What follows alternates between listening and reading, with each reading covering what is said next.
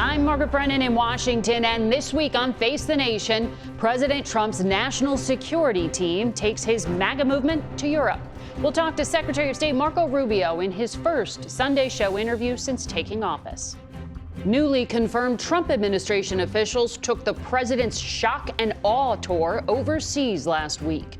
In Munich, the vice president blasted some of America's closest allies about their style of democracy. The threat that I worry the most about vis-a-vis Europe is not Russia, it's not China, it's not any other external actor. And what I worry about is the threat from within. Also on the agenda, pushing those same allies to make Europe great again by stepping up their efforts to protect Ukraine, while the administration says they'll begin direct talks with Russia to end the war. Secretary of State Marco Rubio joins us from Israel as the negotiations with Hamas to end that conflict enter a crucial stage. Back home, more pink slips for federal employees go out, and the scrutiny of Elon Musk's role as the hatchet man for those agencies intensifies. Meanwhile, inflation is up. We'll talk with the president's chief economic advisor about what the administration can do to curb it. It's all just ahead on Face the Nation.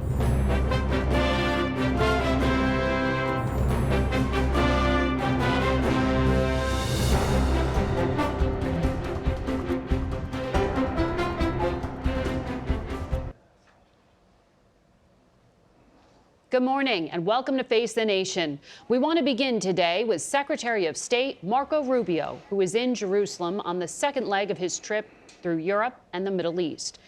Mr. Secretary, I know it's the evening hours there and you've had a long day. We appreciate your time. You've got quite a busy schedule. You met earlier with Prime Minister Netanyahu. He said he's lockstep with the Trump administration, but he can't share details on, quote, when the gates of hell will be open if all of our hostages are not released.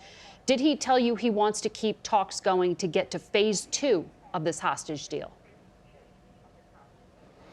Well, I think we share a common goal. We want to see every hostage released. Frankly, I think, and the president has said this, we want to see them out as soon as we possibly can. And certainly, the world has watched these images of people, and it's just heartbreaking to remember that some of them have been now almost 2 years there. It's a horrifying situation. So we coordinate and work very close with them. We share the goal that every hostage needs to come home, every single one, without delay. Obviously, there are details of how we're pursuing that and coordinating that we're not going to share publicly because we don't want to endanger the hostages and we don't want to endanger this process.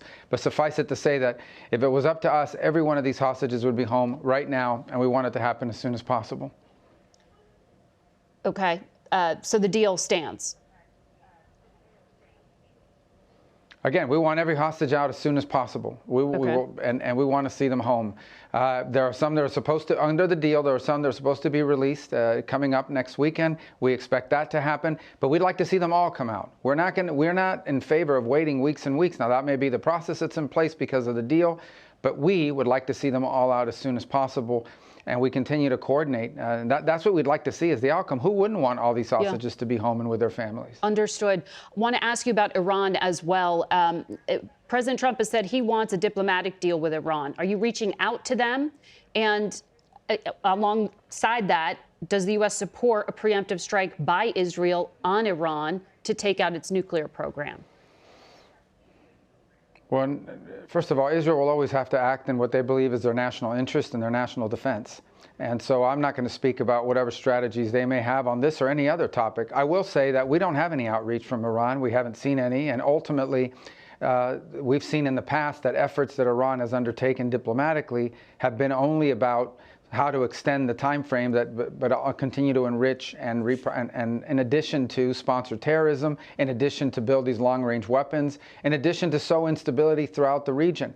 But let's be clear, there's been zero outreach or interest to date from Iran about any negotiated deal. Ideally, yeah, I would love to wake up one day and hear the news that Iran has decided not to pursue a nuclear weapon, not to sponsor terrorism, and re-engage in the world as a normal government. We've had no indication of any of that, not just now, but for 30 years. So you head from Israel to Saudi Arabia next. I know you'll be talking about Gaza, but we've also learned that Saudi Arabia is trying to facilitate this diplomacy with Russia about Ukraine. Which Russian officials do you expect to be meeting with, and what will the focus of your talks there be? Do you actually believe Vladimir Putin is ready to negotiate and make concessions? Well, here's what I know. I know President Trump spoke to Vladimir Putin last week, and in it, Vladimir Putin expressed his interest in peace, and the president expressed his desire to see an end to this conflict in a way that was enduring and that protected Ukrainian sovereignty, and that was an enduring peace, not that we're going to have another invasion in 3 or 4 years. That's a good call. Now, obviously, it has to be followed up by action. So the next few weeks and days will determine whether it's serious or not. Ultimately, one phone call does not make peace. One phone call does not solve a war as complex as this one. But I can tell you that Donald Trump is the only leader in the world that could potentially begin that process. Other leaders have tried. They have not been able to do so. When he ran in his campaign and he was elected as president, one of his promises was he would work to bring an end to this conflict in a way that's sustainable and fair.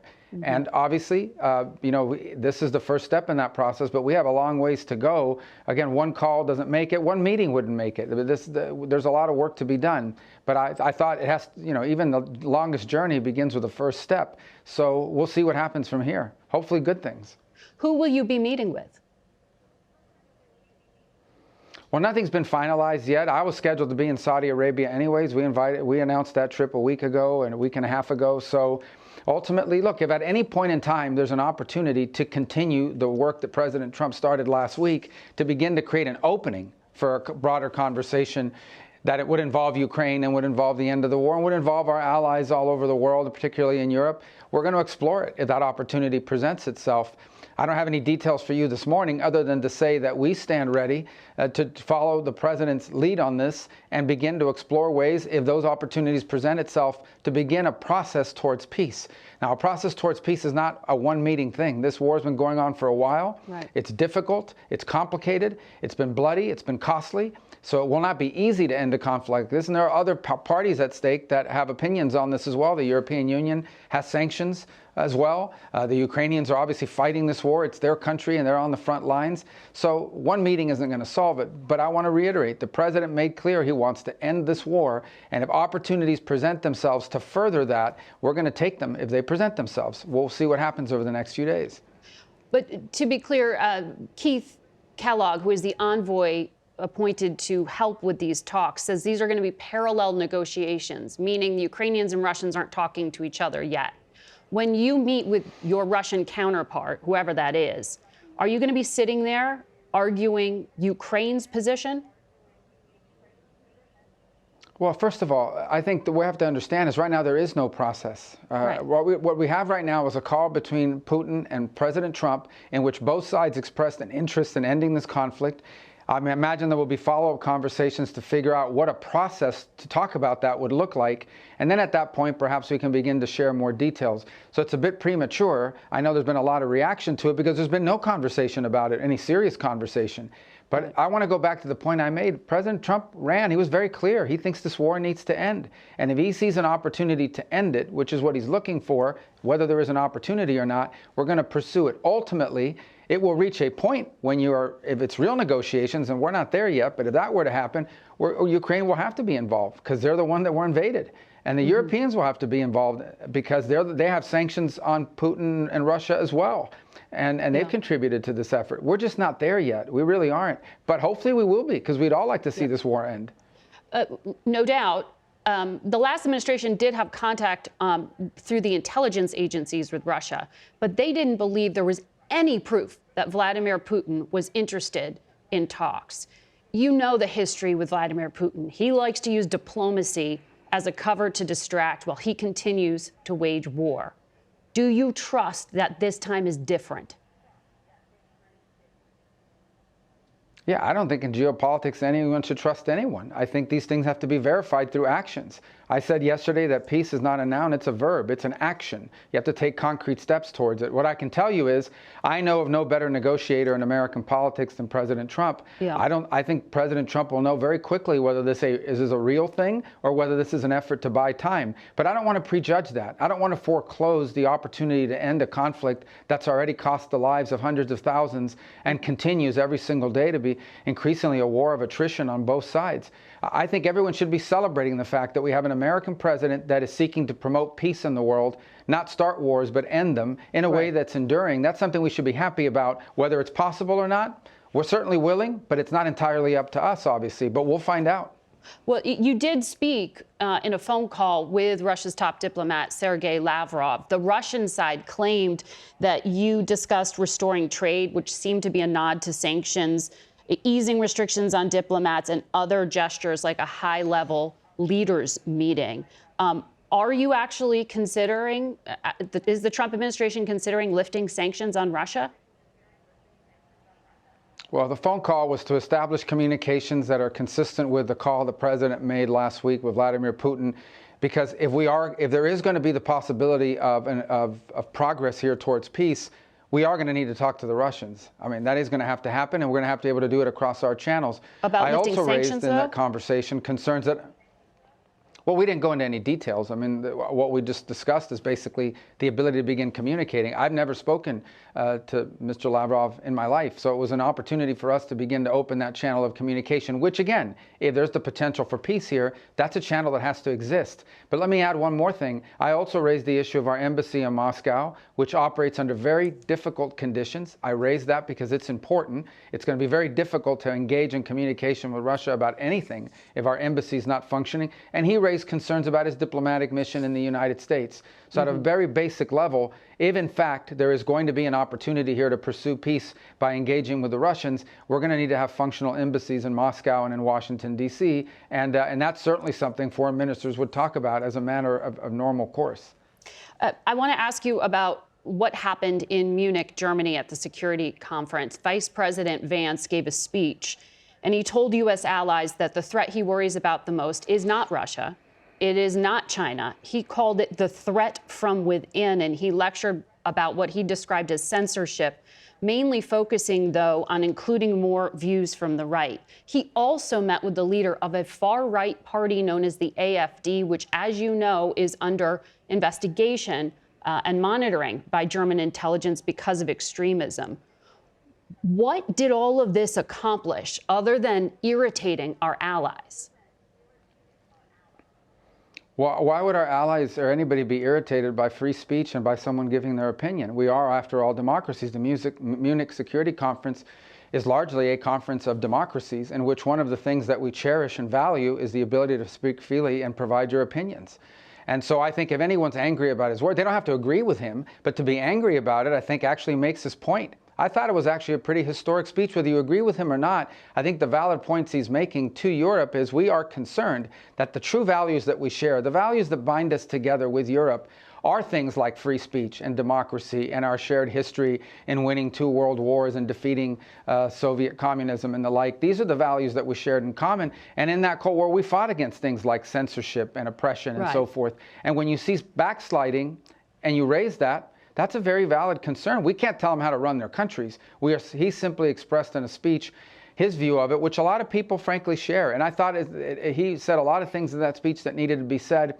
And honestly, I don't know why anybody would be upset about it. People are allowed, you don't have to agree with someone's speech. I happen to agree with a lot of what he said, but you don't have to agree with someone's speech to at least appreciate the fact they have a right to say it, and that you should listen to it and see whether those criticisms are valid. I assure you, the United States has come under withering criticism on many occasions from many leaders in Europe, and we don't go around throwing temper tantrums about it. Well, he was standing in a country where free speech was weaponized to conduct a genocide.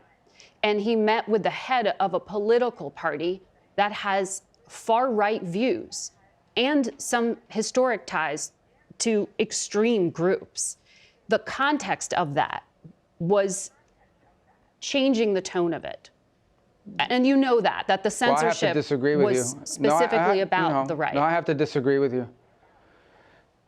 Free speech was not used to conduct a genocide. The genocide was conducted by an authoritarian Nazi regime that happened to also be genocidal because they hated Jews and they hated minorities and they hated those that they had a list of people they hated, but primarily the Jews. There was no free speech in Nazi Germany. There was none. There was also no opposition in Nazi Germany. They were a sole and only party that governed that country. So that's not an accurate reflection of history. I also think it's wrong. Again, I go back to the point of his speech. Okay, the point of his speech was basically that there is an erosion in free speech and intolerance for opposing points of view within Europe, And that's of concern because that is eroding. That's not an erosion of your military capabilities. That's not an erosion of your economic standing. That's an erosion of the actual values that bind us together in this transatlantic union that everybody talks about. And I think allies and friends and partners that have worked together now for 80 years should be able to speak frankly to one another in open forums. Without being offended, insulted, or upset. And I spoke to foreign ministers from multiple countries throughout Europe. Many of them probably didn't like the speech or didn't agree with it, but they were continuing to engage with us on all sorts of issues that unite us. So again, at the end of the day, I think that people give that is a forum in which you're supposed to be inviting people to give speeches, not basically a chorus where everyone is saying the exact same thing. That's not always going to be the case when it's a collection of democracies where leaders have the right and the privilege to speak their minds in forums such as these. Mr. Secretary, I'm told that we are out of time. A lot to get through with you. We appreciate you making time today. Yeah. We'll be back in a minute. We want to turn now to the economy and inflation, which compared to last January ticked up about 3% last week. Kevin Hassett is the director of the National Economic Council, and he joins us now. Good morning to you, Director. Good morning, Margaret. Good morning. So I don't have to tell you, but the rest of the country saw their egg prices at the grocery store go up. We're now at a record high due to that bird flu outbreak, but also labor costs. And that's contributing to food costs overall. When will the administration get that outbreak under control?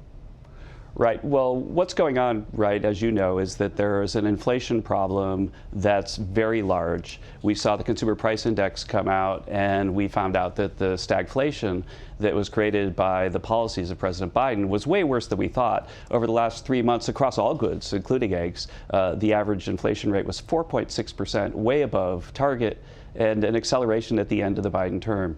And, this is really not just us. You could go look at Jason Furman, Larry Summers. Economic advisors of President Biden kept saying, don't do this. You're going to cause massive inflation. In fact, Jason Furman has a very thought-provoking piece in Foreign Affairs right now calling the Biden economic record a tragedy. And this is them, not us, right? And so now we've got a lot of things that we're doing to get a hold of it. There. Excuse me? You were talking about fiscal spending there. Well, where does inflation come from, right? And so what we're doing now is we've got really a multifaceted plan to end inflation. And I'll go quickly because I want to end with what we're doing with egg prices. But we're going to have a macroeconomic change that has supply side tax cuts so we have more supply. And we're going to reduce government spending, both through what DOGE is doing and through congressional action.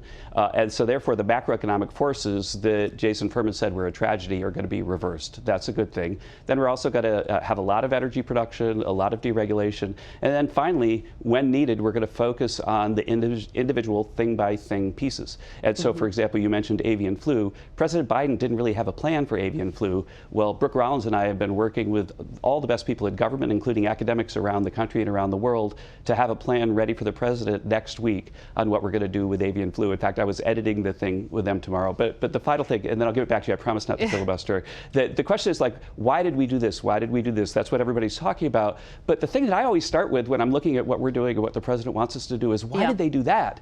Why did they do that? And there are too many times where it feels like nobody thought about that in the press or maybe the left-wing economists. Why did they do that? Why did Biden print so much money and cause so much inflation? Why did he do it? That's what I'm thinking about. Kevin, we talked about that on Face the Nation quite a lot. I don't want me to criticize you. Okay, good for you. No. So next week we'll see the plan on how to get avian flu, how to get bird flu under. I could talk about it right now if you'd like to. Well, sure. What is the plan? What are you going to do? Yeah, so again, the Biden plan was to just, kill chickens. And they spent billions of dollars just randomly killing chickens within a perimeter where they found a sick chicken. And so I just went to the grocery store. I shopped for our family in part because I love to look at prices. And there were no eggs at the store yesterday, just a few. And so that happened because they killed all the chickens. And so what we need to do is have better ways with biosecurity and medication and so on to make sure that the perimeter doesn't have to kill the chickens. We have a better, smarter perimeter. And so having a smart perimeter is what we're working on. And we're finalizing the ideas about how to do that with the best scientists in government. And that's the kind of thing that should have happened a year ago. And if it had, then egg prices would be a lot better than they are now. But the avian flu is a real thing. And, Yes. and by the way, it's spread mostly by ducks and geese. And so think about it, they're killing chickens to stop the spread, but chickens don't really fly. The spread is happening from the geese and the ducks. And so why does it make any sense to have a big perimeter of dead chickens when it's the ducks and the geese that are spreading it? Well, the Department of Agriculture policy has been to kill those chickens, as you know, but we'll watch for the details of that. Sure. But let's get back to something the president said. Higher interest rates, as you know, are part of that battle against inflation that the Federal Reserve has been waging. But this past week, the president called for interest rates to be lowered. Why does he think that's going to lower your grocery prices? Well, first of all, I want to say that I just this weekend have arranged to begin once again regular lunches with Jay Powell at the Federal Reserve. And Jay and I have a long and collegial relationship, and I'm going to go over there with him and the other governors. So we're going to talk about our views about what's going on and listen to his. And that collegiality has been going on for 4 years when I was here before, and the president very much values that. I think that the thing about lower interest rates. Oh, no, I'm going to talk about, well, Jay's an independent person. The Fed independence is respected.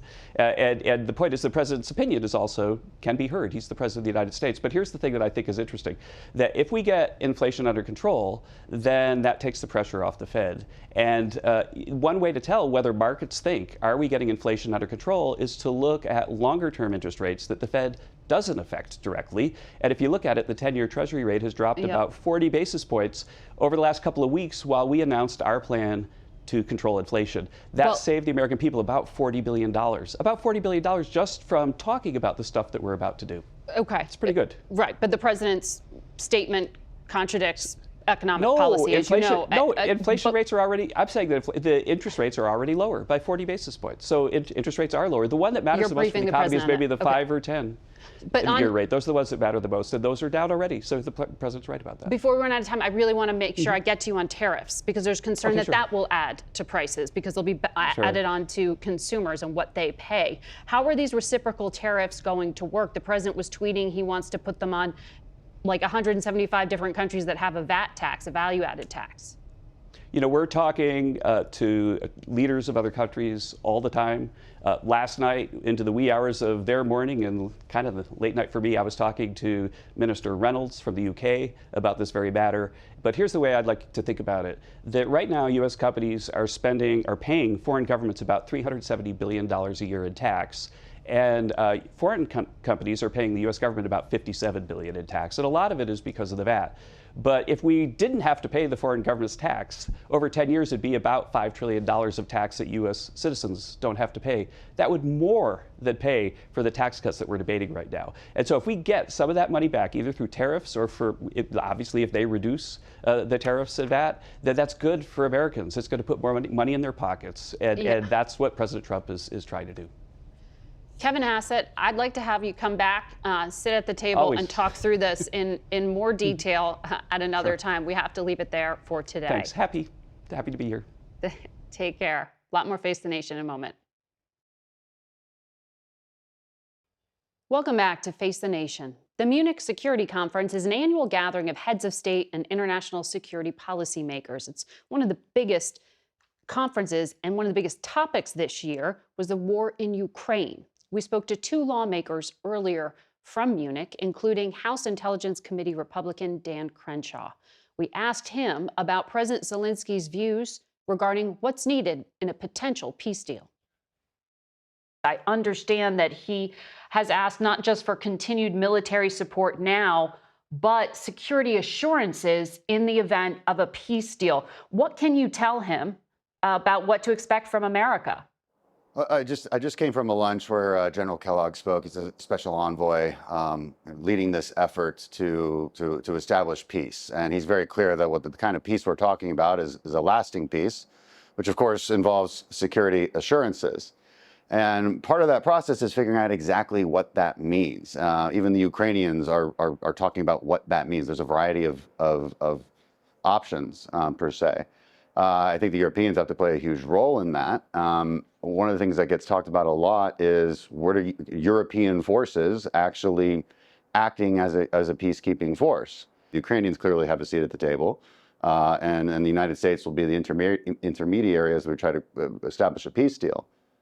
But the Europeans need to demand a seat at the table by being uncomfortably aggressive, which is something they haven't done. You should be threatening things to Putin that actually make you uncomfortable, because that's the only language Putin speaks, is power. And when General Kellogg is at that table with Putin, he's only got a finite amount of leverage. And there's only so much more leverage that the US can impose. And if anybody can do it, I think it's Donald Trump. And he's already said that nothing is off the table. Vice President Vance said that nothing is off the table. Economic, military, they will use the amount of leverage they can. My message to European leaders is, if we want to win, if we want a better outcome for Ukraine at the end of these peace talks, you need to be uncomfortably aggressive. You need to not just bolster your own defense spending, I mean, because that's a long-term issue, that's a long-term investment. Yeah. You need to be talking about where you're going to be putting actual troops on the ground. Stop following our lead and actually take the lead. Let us be actually holding you back. That would be an ideal situation and vastly change the power dynamic when dealing with Putin. There already is a military security alliance known as NATO. You are saying you think there should be something else or some other entity providing security assurances for Ukraine? European soldiers. I mean, look, the Europeans send aid, right? They send weapons. They do the same things we do. They match it barely. My argument to them is you shouldn't be matching it. You should be doubling it. You should be tripling it. It's your continent. Zelensky gave a speech today. He talked about a European army, right? So there's a lot of talk about this. Of course, there's NATO. That's a security. That's a defensive alliance. Right. That's not an army. We're talking about different things here. The Europeans need to come together, in my opinion, and have just a much stronger message towards Putin instead of finger wagging at us about what we're willing to give and not give in a peace deal. Again, I tell them, look, if you want a seat at the table, earn it. The Ukrainians have earned it. The Ukrainians have impressed everybody for the last 3 years. They've fought valiantly and courageously. They've earned my respect. Mm-hmm. They earned that seat at the table. We need to listen to what they want. We listen to Zelensky. Okay.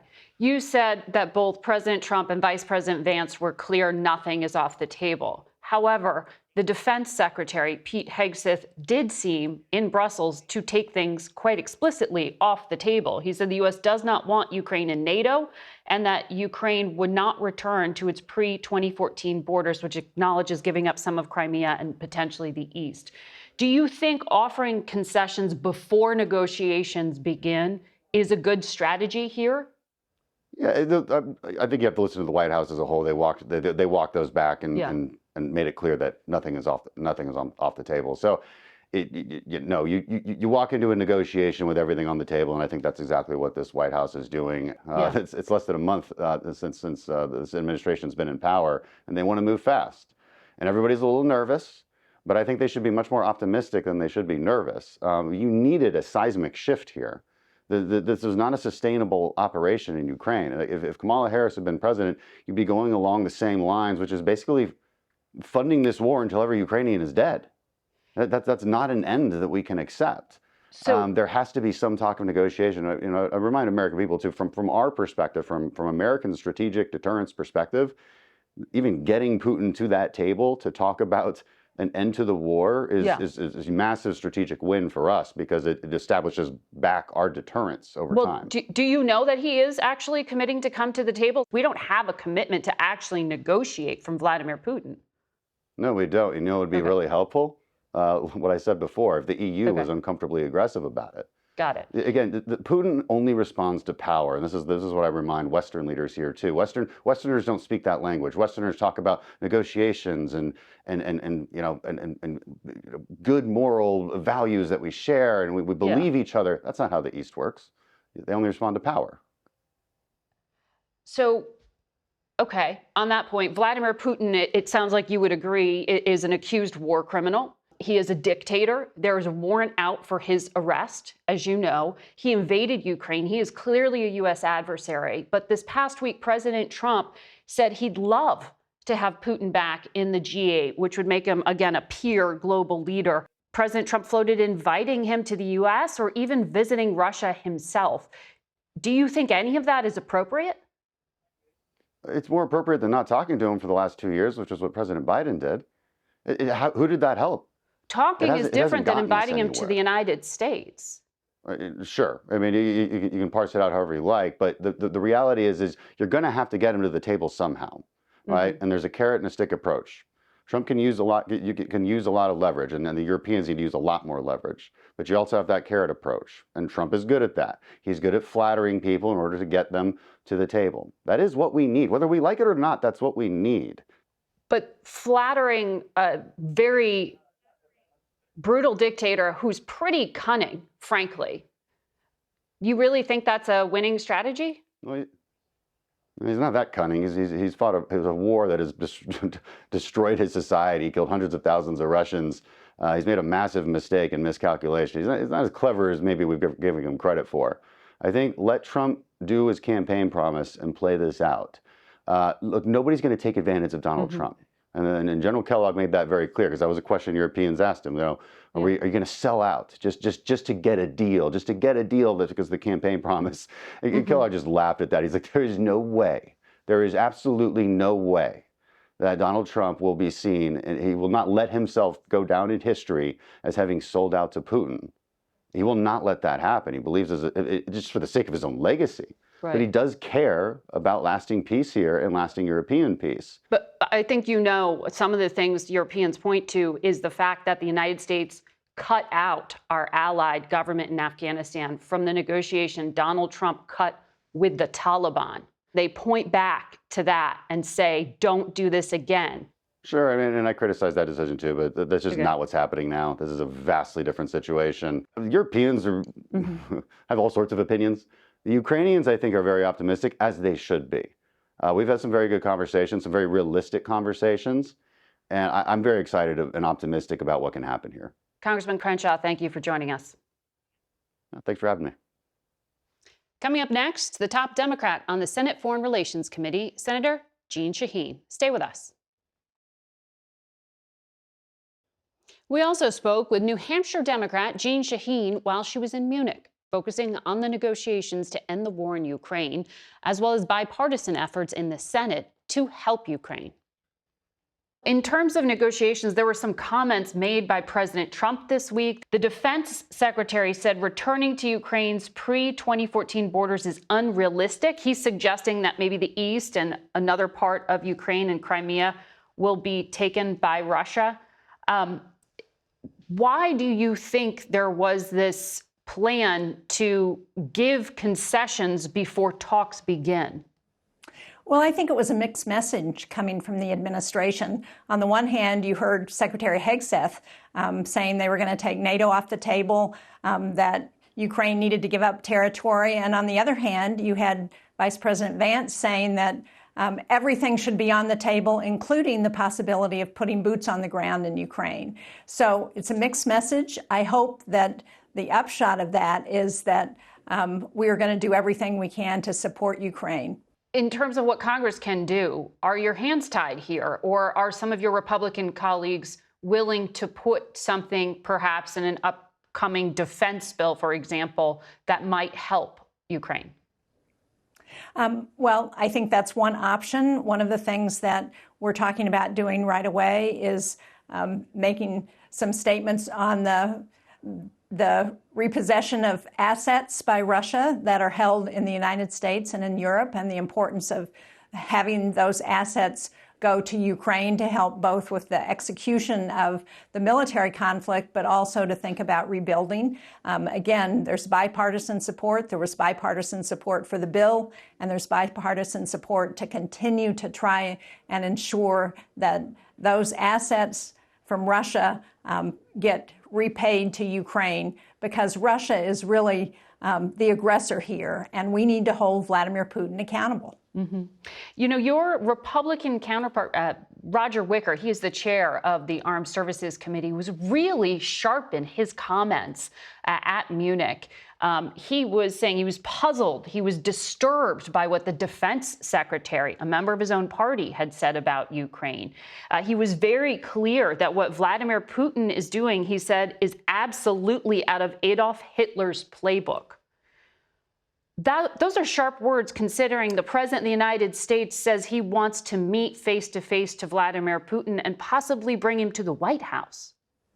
Well, they are sharp words and they are very much justified, regardless of what President Trump may be doing to try and lay the groundwork for any future negotiations.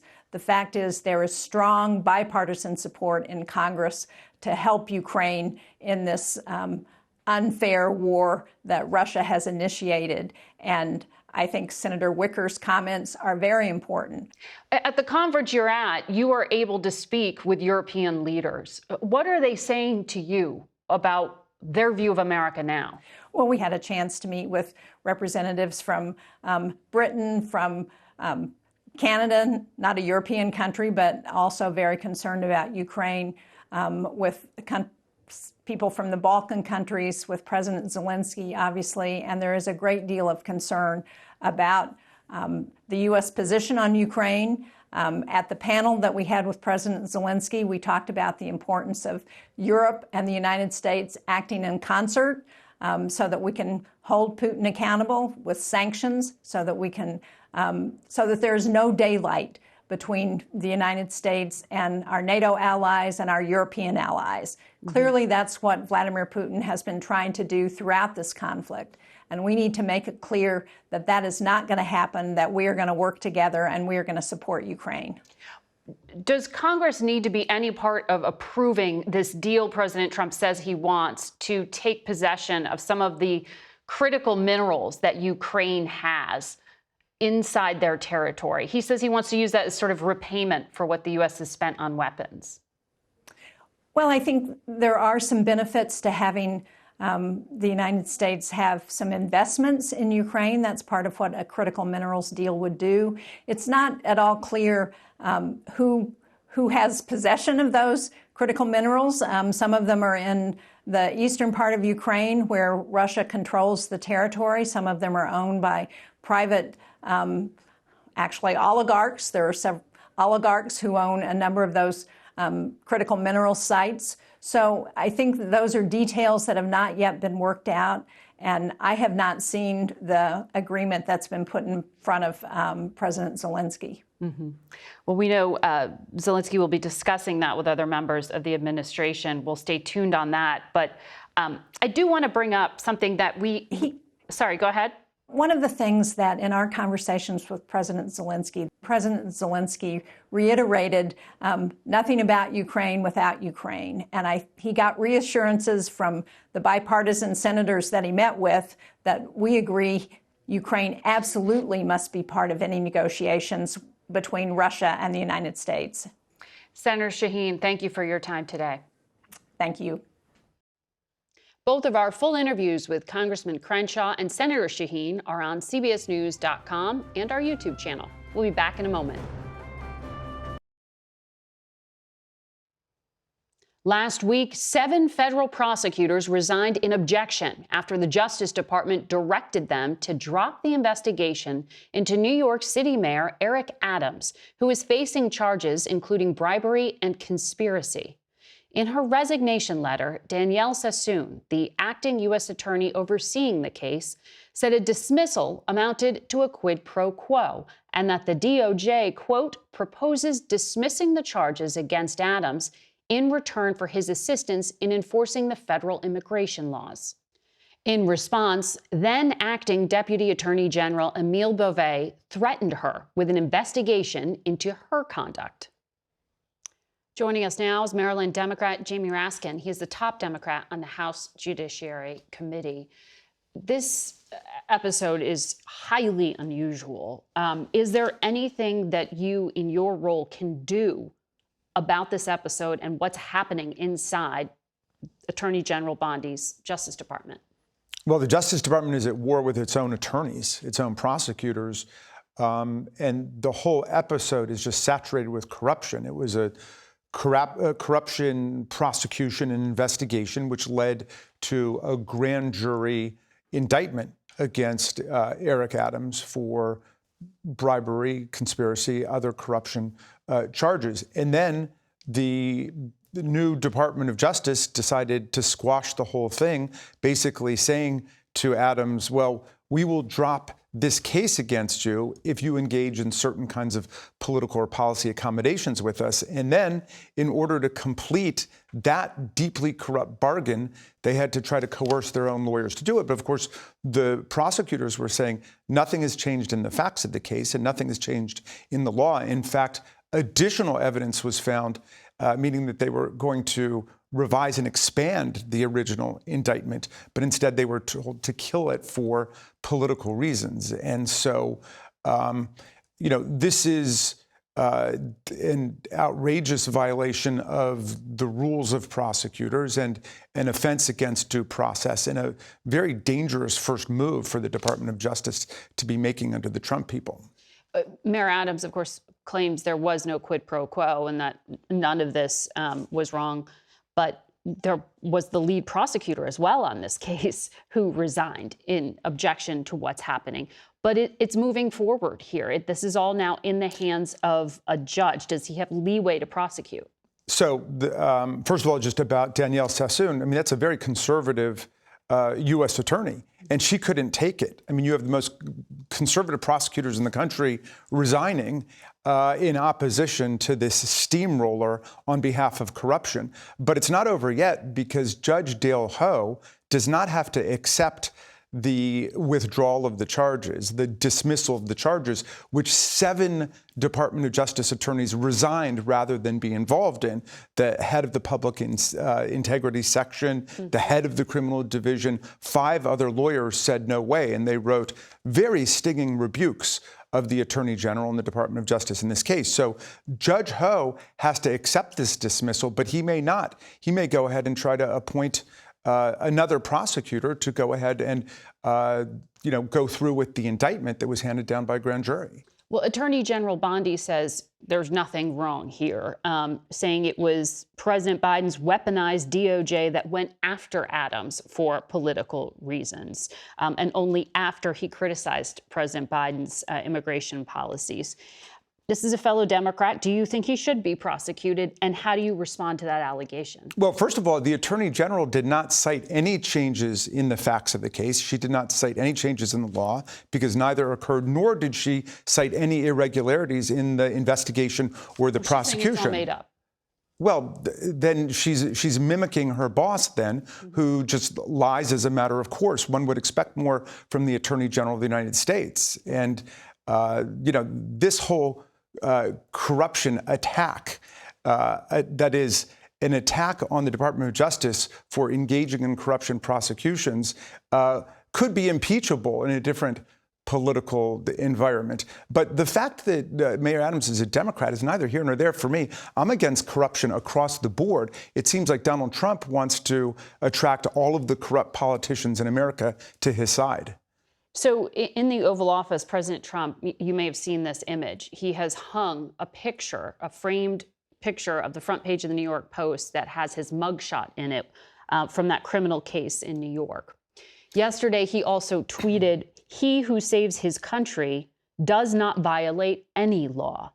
He seems to believe that all those prosecutions against him were politically motivated, and voters apparently didn't think it mattered. He was elected with a mandate. How do you convince the public that it does matter? The dominant objective of this administration is corruption and lawlessness. The first thing that they did was they sacked 17 inspectors general. Those are the people who are actual corruption fighters within the departments and the agencies. These are the people who ferreted out $91 billion worth of waste, fraud, and abuse in the government. They argue it's within their political power to do so. Oh, there's no doubt it is, but they sacked them. Actually, it's not within their political power to do so in a lawless way. They have to notify Congress first, 30 days in advance, and they have to set forth the specific reasons for why an inspector general is being fired. They never did that. And the reason, of course, is because they want to pursue agendas of corruption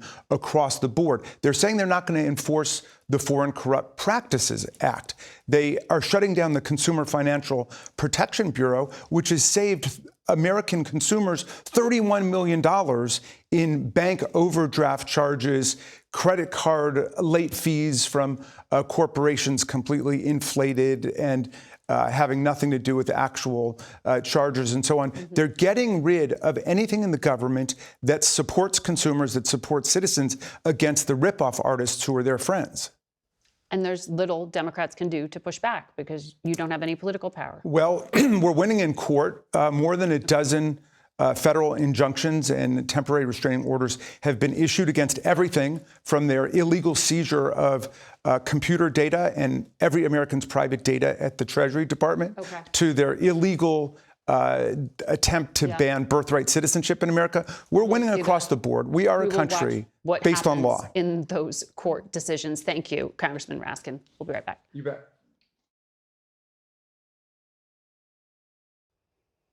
We have some happy news to report. After almost 500 days in captivity, American-Israeli Sagi Dekelchen was released yesterday, along with 2 other Israeli hostages. Dekelchen was kidnapped during the October 7th attack from the kibbutz, where he lived with his 2 young girls and his wife. They survived the attack, and yesterday he learned the name of his 3rd daughter, who was born while her father was in captivity. And we will see you next week.